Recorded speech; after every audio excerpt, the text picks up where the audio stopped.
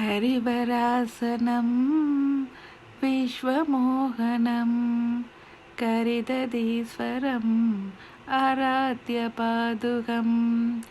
अरिविमर्दनं नित्यनर्तनं हरिहरात्मजं देवमाश्रये शरणमय्यप्पा स्वामी शरणमय्यप्पा சரணமையப்பா சுவாமி சரணமையப்பா.